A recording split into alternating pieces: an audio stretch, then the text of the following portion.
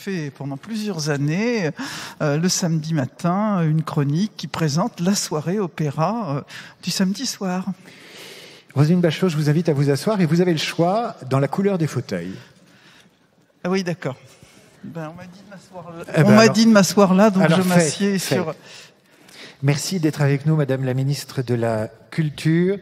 Alors, un avertissement, je voudrais vous prévenir, je n'ai droit à aucune question politique parce qu'on est en période de campagne électorale et que tout ce que vous pourriez dire pourrait se retourner contre Emmanuel Macron, que vous soutenez de toutes vos forces dans ses projets, et contre les candidats... Ça commence bien pour quelqu'un qui ne veut pas parler de politique. Et contre les candidats de son parti auquel vous souhaitez, j'imagine, bonne chance pour ces élections régionales. Donc c'est une règle d'autant plus stricte que l'organisateur de cette fête de la radio et le CESA, que je salue, donc on va en respecter les règles.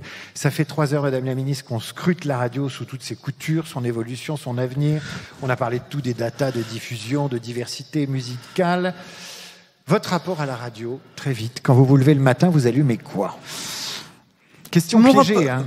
Mon rapport à la radio, c'est quelque chose qui accompagne mon matin depuis des dizaines d'années, parce que je n'imagine pas, en écoutant Inter, que je puisse ne pas vaquer à mes diverses occupations. Mais c'est aussi des souvenirs très forts dans mon enfance. Mon premier contact avec la radio, j'étais à genoux devant un poste de radio avec mon frère et ma sœur et mes parents, et c'était la défaite de Dien Bien Phu. Donc c'est un souvenir très marquant, et très marqué. Alors je l'ai dit, vous avez fait des chroniques à France Musique, enfin c'est vous qui l'avez dit, le samedi matin, très rapidement, parce qu'on est pressé par le temps, on me met un interview qui dure le temps d'un clin d'œil, Roselyne Bachelot. Qu'est-ce qu'une bonne chroniqueuse radio ? Une bonne chroniqueuse radio, d'abord, c'est que quand on parle, pour reprendre la phrase fameuse de Winston Churchill, c'est quand on parle pendant 5 minutes, il faut préparer pendant 5 heures, et quand on parle pendant 5 heures, il faut préparer pendant 5 minutes. Donc, une bonne chroniqueuse radio, c'est en 1 du travail, en 2 du travail, en 3 du travail. C'était bien le concert test d'Indochine ? J'entends pas très bien depuis le concert, mais c'était super. Et puis surtout, moi, ministre de la Culture, je me disais, avec ça, je vais avoir des outils pour réouvrir les festivals de musique actuelle, de concerts debout. Moi, je pensais qu'à ça. Moi, je vis dans cet espoir. C'est-à-dire qu'au-delà de l'aventurier contre tout guerrier, Bob Moran contre tout chacal, vous regardiez les process de sécurité. Exactement. Et de gestes barrières. C'est viable. J'ai l'impression qu'ils ont énormément travaillé. Et évidemment, je me suis dit, ils travaillent pour les festivals et ils travaillent pour Roselyne Bachelot. Oui, ils travaillent pour les festivals. Ils peuvent travailler aussi pour les discothèques qui sont soumises aux mêmes contraintes, qui seront soumises aux mêmes contraintes sanitaires. Mais vous vous rendez compte, il y aura trois tests qui auront été effectués. L'assistance publique Hôpitaux de Paris, évidemment, fait les contrôles. On aura le résultat des tests le 15 juin. On va analyser si les protocoles sanitaires ont permis de protéger les spectateurs. Et à partir de là, nous bâtirons les protocoles qui permettront, enfin, de rouvrir les festivals de musique debout. J'en reviens à notre sujet qui est la radio.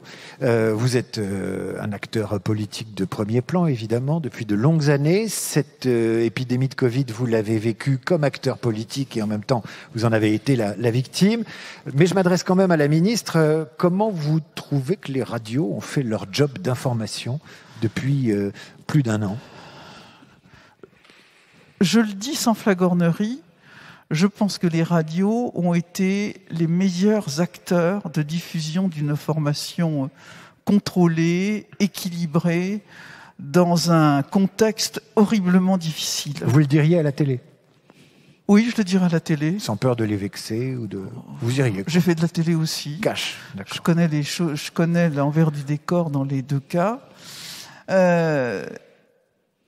Véritablement, cette information équilibrée, documentée, était particulièrement importante dans un monde peuplé maintenant par les réseaux sociaux, les fausses nouvelles, les théories complotistes, et d'entendre la radio le matin, pour moi qui ai eu à gérer des crises sanitaires et qui sait exactement à quoi on est opposé quand on a la gestion d'une crise, heureusement. Oui, heureusement qu'il y avait la radio. Tout à l'heure, vous n'étiez peut-être pas encore là, mais il y a eu un medley des émissions qui font intervenir les auditeurs.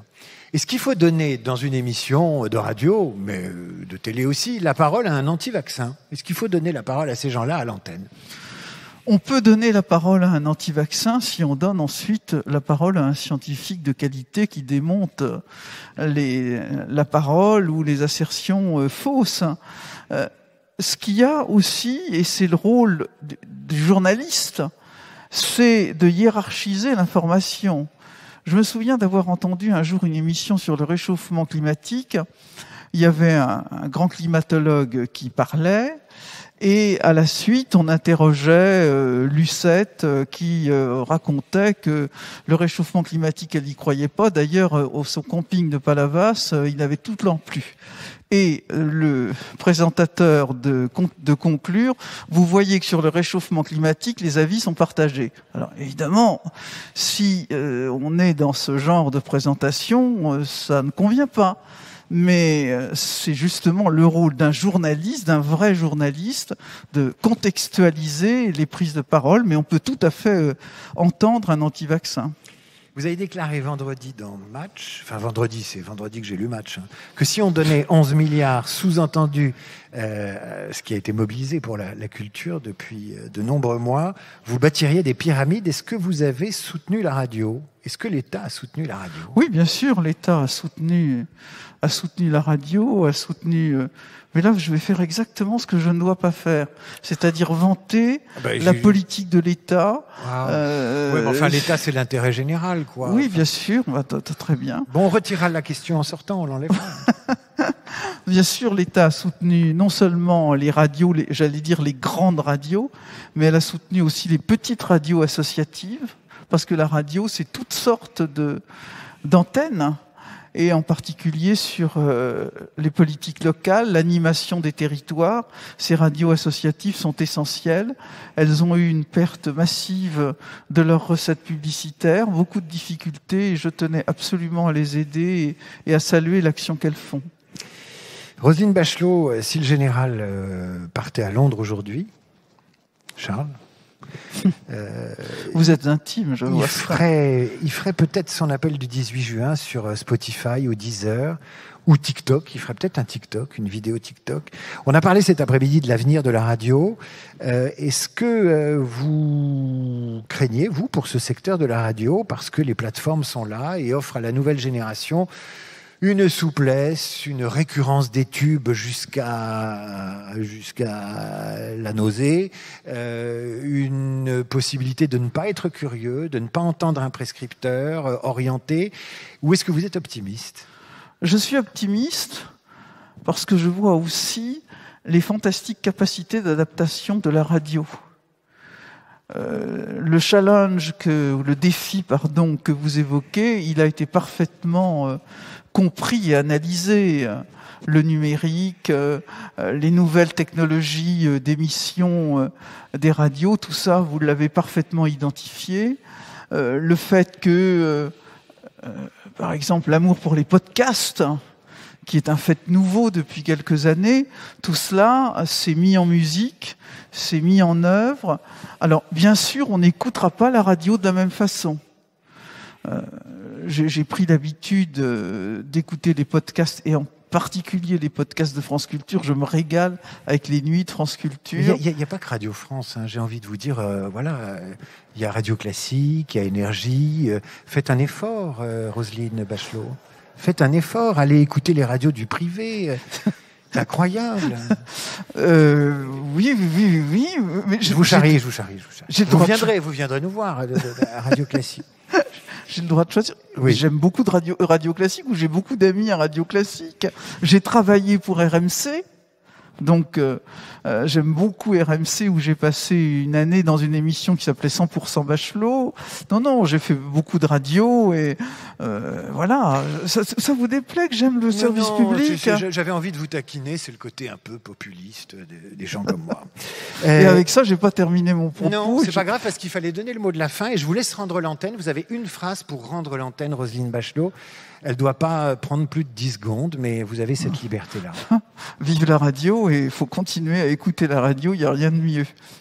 Roselyne Bachelot, on est heureux de vous retrouver, de vous voir en forme, de vous entendre en forme. Merci à vous d'avoir honoré cette invitation du CSA et de cette fête de la radio. Vous êtes un peu la marraine. J'espère que vous viendrez bientôt nous voir à Radio Classique, évidemment. Je dois maintenant remercier avec toute la sincérité possible les équipes et les institutions suivantes avec votre bénédiction. Merci à toutes et à tous de nous avoir suivis pour fêter les 100 ans de la radio. Et là, il y a entre parenthèses sur mon papier, applaudissements. Voilà.